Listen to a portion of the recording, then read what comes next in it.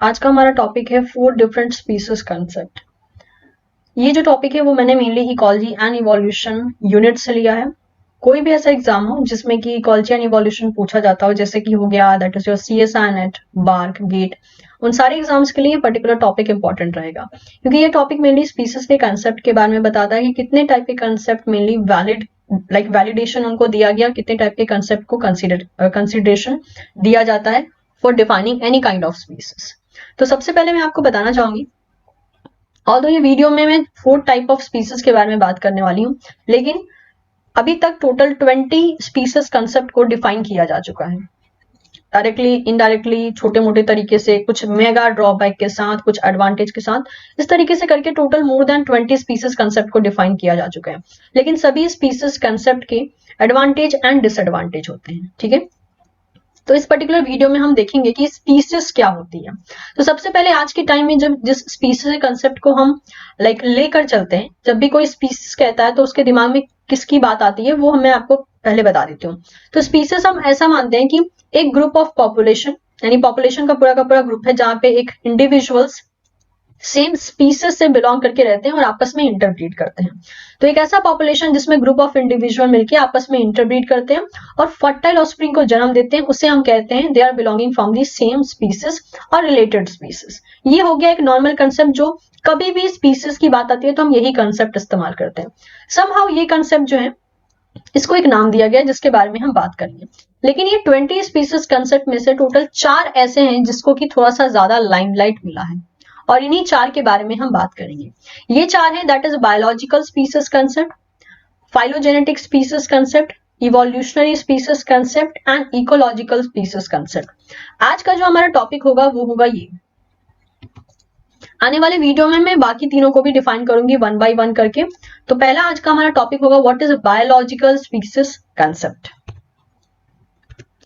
तो जैसे कि अभी मैंने बताया आपको कि ग्रुप ऑफ इंडिविजुअल जो एक ही जगह में रह रहे हो और आपस में ब्रीड कर रहे हो to produce the fertile offspring, उसे हम कहते हैं स्पीसीज। एक्चुअल में यही डेफिनेशन बायोलॉजिकल स्पीसीज से लिया गया है, जिसको कि हम आप कह सकते हो कि जब भी स्पीसीज की बात आती हो हम इसी कंसेप्ट को बोलते हैं, इसी डेफिनेशन को बोलते हैं। तो ये अभी तक का एक बेस्ट नोन स्पीसीज कंसेप्ट है, ओके, जिसे कि 1942 में अर्नस्ट मेयर ने दिया था। और इन्होंने कैसे डिफाइन किया? Who defines a species as a group of population that can actually or potentially exchange gene with one another and that are reproductively isolated from other such groups। तो अगर हम ग्रुप ऑफ पॉपुलेशन को consider करें और हम ये कहते हैं कि वहां के जो मेंबर हैं वो आपस में एक साथ रिप्रोड्यूस कर सकते हैं और वो एक फर्टाइल ऑफस्प्रिंग को जन्म देते हैं, उनको हम कहेंगे they are belonging from the same species. ये डेफिनेशन दिया था according to the species, that is biological species concept.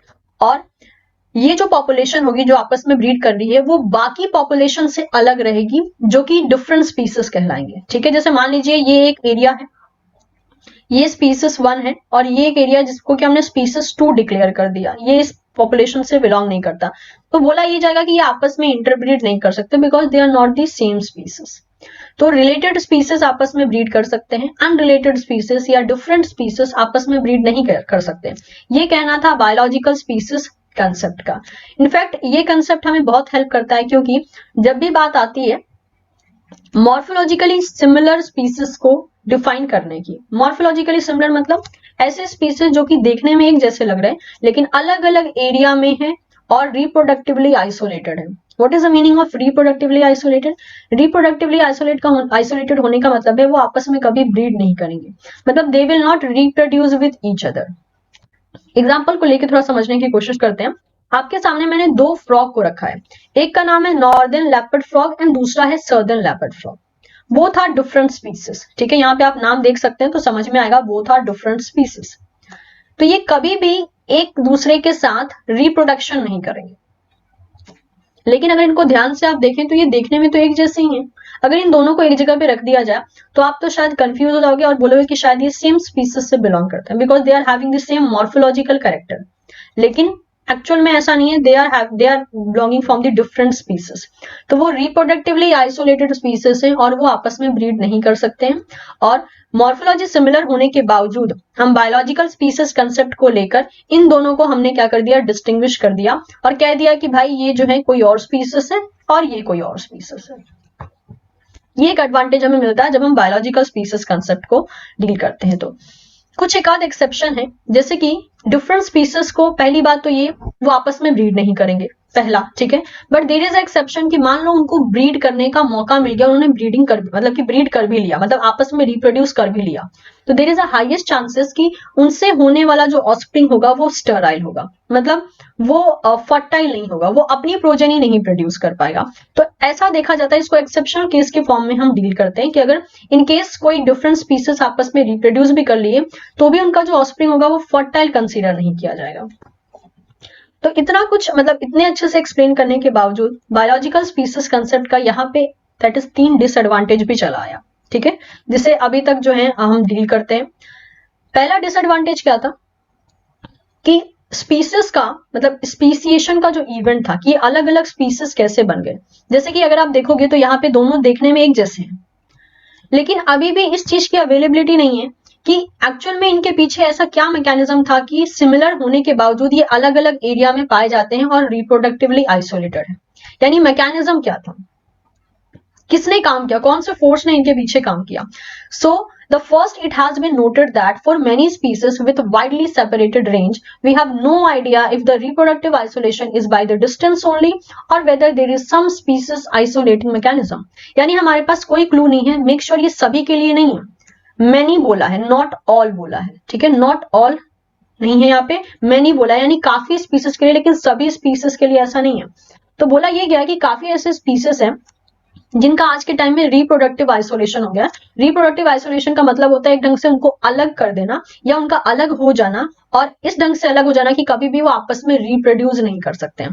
तो इसके पीछे का मैकेनिज्म पता नहीं, इसके पीछे का मैकेनिज्म क्या डिस्टेंस है या कोई और ऐसा फैक्टर है जिसने उनको रिप्रोडक्टिवली आइसोलेट करवा दिया, इसका कुछ भी आइडिया नहीं लग पाता है फ्रॉम बायोलॉजिकल स्पीसीज कंसेप्ट। यानी somehow the mechanism behind this reproductive isolation is not known। that is the first disadvantage of biological species concept.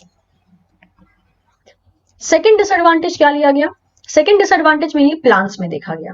Plants में क्या होता है, देखा यह गया कि प्लांट्स में डिफरेंट स्पीसीज को लेकर, मान लीजिए स्पीसीज 1 एंड स्पीसीज 2, इन दोनों को जब ब्रीड करवाया गया तो एक और यहाँ पे दैट इज प्रोजेनी आई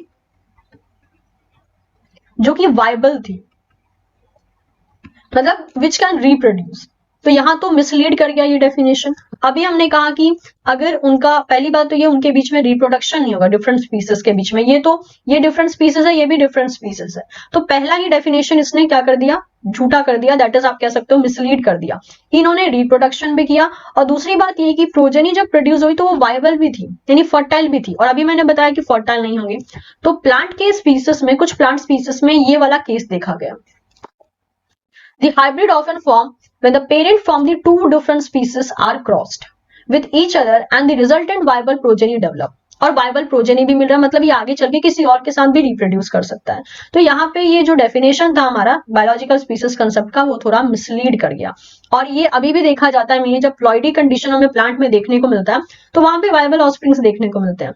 तो समहाउ वो क्वेश्चन का अभी तक आंसर नहीं मिला है कि ये कैसे होता है। अगर हम इसको स्पीसीज कंसेप्ट के अकॉर्डिंग डिफाइन करते हैं तो ये तो रूल फॉलो ही नहीं कर रहा है बायोलॉजिकल स्पीसीज कंसेप्ट का, तो ये अभी तक अनडिफाइन है और हम कहते हैं ये मिसलीड करता है डेफिनेशन को, ठीक है।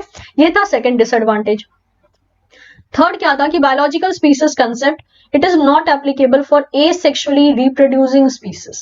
सेक्सुअली रिप्रोड्यूसिंग स्पीसीज के लिए तो बायोलॉजिकल कंसेप्ट अप्लाई होगा कि इंटरब्रीड कर लेंगे, ये कर लेंगे, वो कर लेंगे, लेकिन एसेक्सुअली रिप्रोड्यूसिंग स्पीसीज के लिए बायोलॉजिकल स्पीसीज कंसेप्ट एप्लीकेबल ही नहीं हुआ। जैसे कि एग्जांपल के लिए हो गया बैक्टीरिया, कुछ plants, fungi as well as कुछ एक्सटिंक्ट स्पीसीज, इन सब के ऊपर ये कंसेप्ट एप्लीकेबल नहीं हो पाया क्योंकि समहाउ उनका मोड ऑफ रिप्रोडक्शन था एसेक्सुअल, ठीक है। तो इस ढंग से हमने 3 डिसएडवांटेज देखे बायोलॉजिकल स्पीसीज कंसेप्ट के, बट डिस्पाइट ऑफ डिसएडवांटेज ये अभी तक का मोस्ट एक्सेप्टेबल स्पीसीज कंसेप्ट है, जिसे हम मेनली इकोलॉजी हो, इवोल्यूशन हो, जहां भी स्पीसिएशन का एंड स्पीसीज का कंसेप्ट आता है वहां पे हम इसको डील करते हैं। सो लेट्स बिगिन। तो सबसे पहले बात आती है फाइलोजेनेटिक। जब भी फाइलोजेनेटिक वर्ड हम देखते हैं तो कहीं ना कहीं फाइलोजेनी से रिलेटेड है, और फाइलोजेनी का मतलब ही हो गया यानी कहीं पे शायद कॉमन एंसेस्टर, ठीक है, टाइम ऑफ इवोल्यूशन, ये सब चीजें चली आती है जब हम फाइलोजेनी का नाम लेते हैं, क्योंकि फाइलोजेनी के स्टडी से ही हमें ये पता चलता है कि कौन किसके कितना क्लोज था, कौन किससे इवॉल्व हुआ, इन सब चीजों के बारे में हमें पता चलता है। तो यहाँ पे एक और डेफिनेशन आया, that is another popular definition for this species is the phylogenetic species concept, which advocates that member of a single species are identified by a unique combination of character। तो ये बोला गया कि एक सिंगल स्पीसीज के जो members होते हैं उनके पास अपना ही एक यूनिक कैरेक्टर का कॉम्बिनेशन होता है, यानी अगर एक स्पीसीज का पूरा पॉपुलेशन रह रहा है तो उनके पास अपना एक यूनिक कैरेक्टर का कॉम्बिनेशन होगा। इन्होंने दैट इज रिप्रोडक्टिव आइसोलेशन या फिर इंटरब्रीडिंग, इन सब पे फोकस नहीं किया, जो कि हमने मेनली बायोलॉजिकल कंसेप्ट में देखा था, इनका इससे रिलेशन नहीं था। ये मेनली बताना चाहते थे कि स्पीसीज को हम फाइलोजेनेटिक बेसिस पे भी डिफाइन कर सकते हैं कि कौन किससे इवॉल्व हुआ, किस टाइप के कैरेक्टर को शेयर कर रहा है। तो इनका ये कहना था कि एक सिंगल स्पीसीज का जो पूरा का पूरा पॉपुलेशन होता है वो यूनिक कैरेक्टर के कॉम्बिनेशन को शो करता है, जो कि किसी और ग्रुप में देखने को नहीं मिलेगा अगर वो डिफरेंट स्पीसीज से बिलोंग कर रहे हैं। तो this definition incorporates the classical taxonomic view of species based on their morphological character and more recently molecular features such as the DNA sequences। तो somehow ये जो particular phylogenetic species concept था वो mainly focus कर रहा था morphological character में, यानी अगर species like कुछ मेंबर हैं वो सिंगल स्पीसीज से बिलोंग करते हैं, सिंगल स्पीसीज के ग्रुप से बिलोंग करते हैं, तो उनका मॉर्फोलॉजिकल कैरेक्टरिस्टिक में काफी ज्यादा सिमिलैरिटी होगी।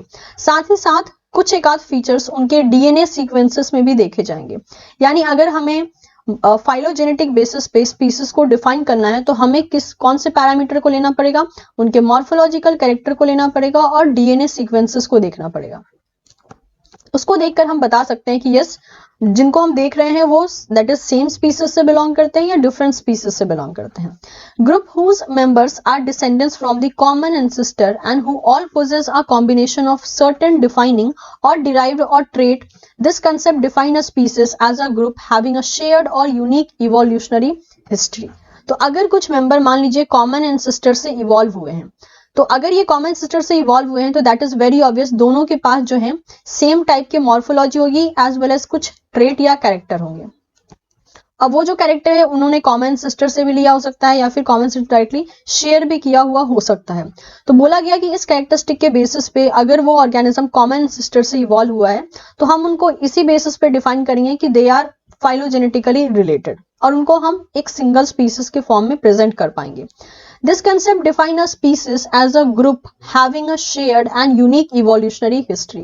और ये जो कंसेप्ट है ये मेनली जो है स्पीसीज आपस में जो भी कैरेक्टरिस्टिक को शेयर करती हैं, चाहे वो एंसेस्टर का हो चाहे वो यूनिक कैरेक्टरिस्टिक हो, इसको ये डिफाइन करता है। इसे फर्स्ट टाइम दिया था दैट इज जॉयल क्राक्राफ्ट ने इन 1982 में। और अगर हम बात करें, मान लीजिए कि नॉर्मली अगर मैं एक यहाँ पे क्लैडोग्राम को ड्रॉ करती हूँ, सपोज कीजिए ये एक ए है, ये बी है, ठीक है, इससे निकलने वाले यहाँ पे that is C and D एंड ये हो गया ई एंड एफ। तो यहाँ पे A and B is acting as somehow a common ancestor. तो अगर मैं इसको दैट इज शेड आउट करूं तो ये एक ग्रुप जो है क्या कहलाएगा, दैट इज मोनोफाइलेटिक। ठीक है, ये एक मोनोफाइलेटिक ग्रुप कहलाएगा। और हम ये दैट इज हम यहाँ पे ये कंसिडरेशन करेंगे कि जो कैरेक्टर ए के पास है वो कैरेक्टर कहीं ना कहीं सी और डी ने भी शेयर किया होगा। ठीक है, तो वही बोला है species is a smallest monophyletic group, और हम इस पूरे के पूरे मोनोफाइलेटिक ग्रुप को एक स्पीसीज कंसीडर कर सकते हैं। ये बोला गया according to the phylogenetic species concept. How closely related individual are evolutionary, that is what the phylogenetic species concept. यानी एक्चुअल में सी और डी को देखा जाए तो वो कितने क्लोजली रिलेटेड है, जितना ज्यादा वो क्लोजली रिलेटेड होंगे, जितना ज्यादा वो सेम टाइप के मॉर्फोलॉजी शो करेंगे, जितना ज्यादा उनके डीएनए सीक्वेंसेस में दैट इज बहुत ज्यादा रेगुलेशन या फिर चेंजेस ना देखे जाएं, कम चेंजेस देखे जाएं, उतने ही हम उनको क्या करेंगे, दैट इज एक स्पीसीज की कैटेगरी में डाल देंगे। तो ये कहना था फाइलोजेनेटिक स्पीसीज कंसेप्ट का, जहां पे कहीं ना कहीं फाइलोजेनी का, टेक्सोनॉमी का, common ancestor, DNA sequences and morphological characteristic का यहाँ पे कंसेप्ट चला आया। तो इतना कुछ डिफाइन करने के बावजूद फाइलोजेनेटिक स्पीसीज का जो कंसेप्ट है ये भी कुछ डिसएडवांटेज को फेस करता है।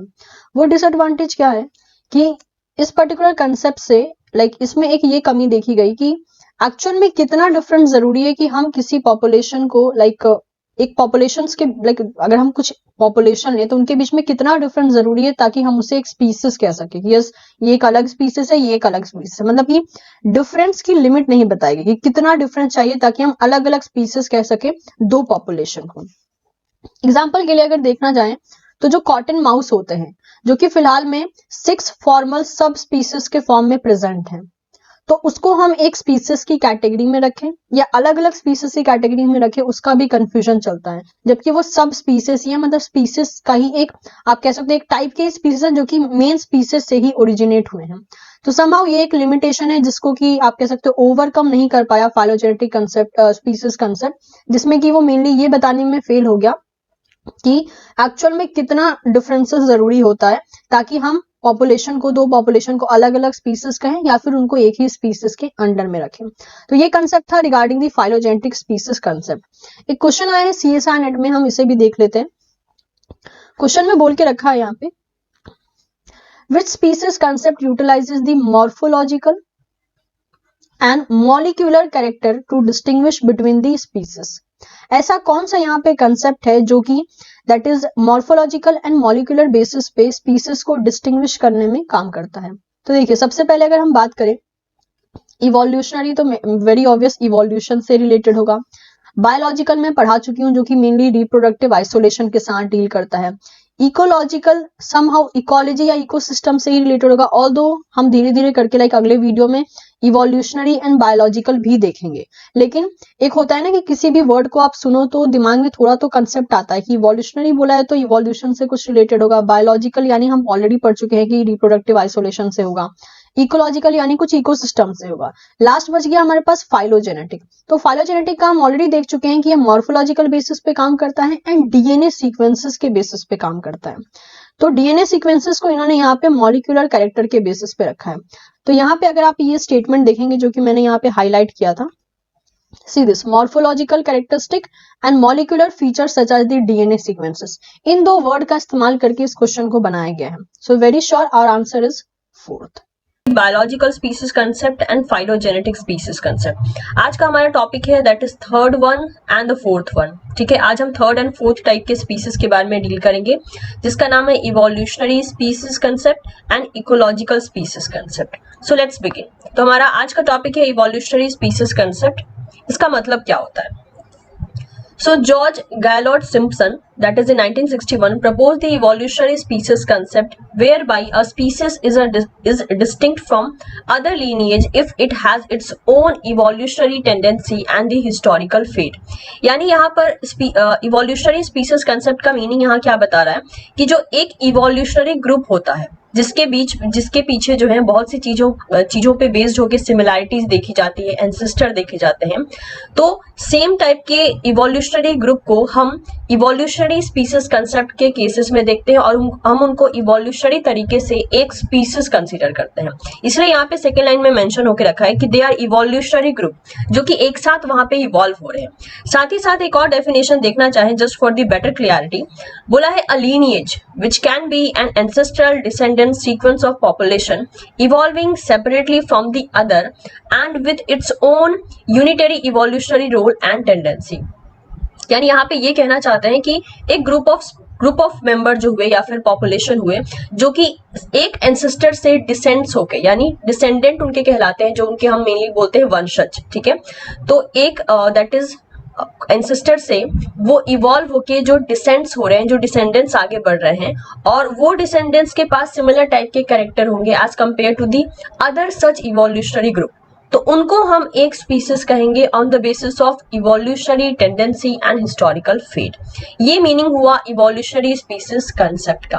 तो देखिए, स्पीसीज कंसेप्ट को देने वाले बहुत से साइंटिस्ट हैं, सबने अलग अलग फैक्टर के बेस पे स्पीसीज को डिफाइन किया। हमने ऑलरेडी देखा है कि फाइलोजेनेटिक में क्या डिफाइन किया गया, जहां डीएनए सीक्वेंसेस की सिमिलैरिटी पे फोकस किया गया। फिर हमने बायोलॉजिकल स्पीसीज कंसेप्ट देखा था, जहां पे इस बात पे फोकस किया गया कि रिप्रोडक्टिव आइसोलेशन हुआ है या नहीं हुआ है, अगर हो गया है तो वो डिफरेंट स्पीसीज कहलाएंगे। सिमिलरली इवोल्यूशनरी में इस बात पे फोकस किया गया कि एक इवोल्यूशनरी जो ग्रुप होगा जो एक साथ इवॉल्व होगा फ्रॉम अ सिमिलर एंसेस्टर, उनको हम स्पीसीज कहेंगे on the basis of evolutionary concept. Next आता है हमारे पास फोर्थ हमारा टॉपिक जिसे हम कहते हैं ecological species concept. What is the meaning of ecological species concept? तो ये होगा हमारा फोर्थ वन, ठीक है। इसके साथ साथ हमने जो है ये 4 टाइप के डिफरेंट स्पीसीज कंसेप्ट को देख लिया। तो इकोलॉजिकल स्पीसीज कंसेप्ट जो है दैट इज इसको दिया था लेग वैन वैलन ने इन 1976। He proposed the ecological species concept in which each species occupy a distinct ecological niche which is a unique set of habitat requirement. तो according to the Van Walen इन्होंने ये कहा कि हर एक species जो है अपना एक स्पेसिफिक इकोलॉजिकल नीश को ऑक्यूपाई करके रखती हैं और इकोलॉजिकल नीश एक unique set of habitat requirement होता है। मतलब कि एक ऑर्गेनिज्म कैसे कंडीशन में रहता है और जिस कंडीशन में वो रह रहा है उसकी क्या रिक्वायरमेंट होती है, यही हमें नीश का कंसेप्ट बताता है। So the competition between the species is likely to result in each individual species occupying a unique niche. और जैसे कि हमें पता है ecosystem is full of dynamicity and full of uncertainty, मतलब कि वहां पे कौन सी चीजें कब हो जाए even know one can predict. तो सिमिलरली जो कंपटीशन इवेंट है वो बहुत ज्यादा प्रिवेलिंग रहता है जब हम इकोलॉजिकल दैट इज कंसेप्ट की बात करते हैं, इकोसिस्टम की बात करते हैं। तो एज बिकॉज कंपटीशन लगातार स्पीसीज के बीच में होता रहता है जिसकी वजह से ये देखा जाता है कि हर एक स्पीसीज ने अपना जो हैबिटेट रिक्वायरमेंट है उसको अलग अलग कर रखा है, मतलब कि अपना नीश अलग करके रखा है, अपना फंक्शनल एरिया उन्होंने अलग करके रखा है। This species concept is useful in distinguishing asexually reproducing and morphologically similar species such as the bacteria। और ecological species concept के बेसिस पे हम asexually reproduce करने वाले बैक्टीरिया को काफी अच्छे से डिस्टिंग्विश कर सकते हैं, साथ ही साथ मॉर्फोलॉजिकली सिमिलर दिखने वाले ऑर्गेनिज्म को भी डिस्टिंग्विश कर सकते हैं। सो अगर हम कलेक्टिवली कहें कि इकोलॉजिकल स्पीसीज कंसेप्ट क्या है, क्योंकि यहाँ पे जितनी भी बातें बोली गई हैं वो आपको एक्चुअल में एक नेचर बताया गया है कि स्पीसीज का नेचर क्या होता है, उनको क्या क्या दैट इज फेस करने को मिलता है, कैसे कैसे वो अपने नीश को दैट इज अलग अलग ढंग से रिक्वायरमेंट के अकॉर्डिंग अपने नीश को वो यूटिलाइज करते हैं, ये सारी बातें बताई गई हैं। In second line it has been mention the ecological species concept define a species as a set of organism adapted to a particular ecological niche or a lineage or a closely related set of lineages which occupy an adaptive zone minimally different from that of the any other lineage in its range and which evolves separately from all lineage outside its range। तो यहाँ पे ये कहने का यहाँ पे ये कहा गया है कि एक सेट ऑफ स्पीसीज जिन्होंने एक सिमिलर टाइप के इकोलॉजिकल नीश को ऑक्यूपाई करके रखा है, ठीक है, उनको हम जो है सेम टाइप के स्पीसीज के कंसेप्ट के बेसिस पे डिफाइन करेंगे। यानी अगर ये एक पर्टिकुलर एरिया है, मैं इसको अगर एक नीश कह रही हूँ, तो यहाँ पे पाया जाने वाला जितने भी ऑर्गेनिज्म होंगे इनिशियली वो कहलाएंगे same species according to the ecological species concept. जो स्पीसीज इस नीश को ऑक्यूपाई करके रखेंगे उनके बीच में जो है मिनिमल डिफरेंस देखा जाएगा, मतलब डिफरेंस एक ना के बराबर, जिसको कि हम इजीली जो है डिस्टिंग्विश ना कर पाए, तो बहुत ही मिनिमल डिफरेंस देखा जाएगा। और ये एक नीश जो है दूसरे नीश से काफी ज्यादा आप कह सकते हो कि सेपरेट होगा, यानी इधर का लीनिएज और इधर का लीनिएज अलग अलग माना जाएगा। यानी सिंपल भाषा में अगर हम समझना चाहें तो इकोलॉजिकल स्पीसीज कंसेप्ट ये कहता है कि एक इकोलॉजिकल नीश में रहने वाले सेट ऑफ स्पीसीज जो हैं वो एक ही स्पीसीज कहलाते हैं और उनके बीच में मिनिमल डिफरेंस देखा जाता है।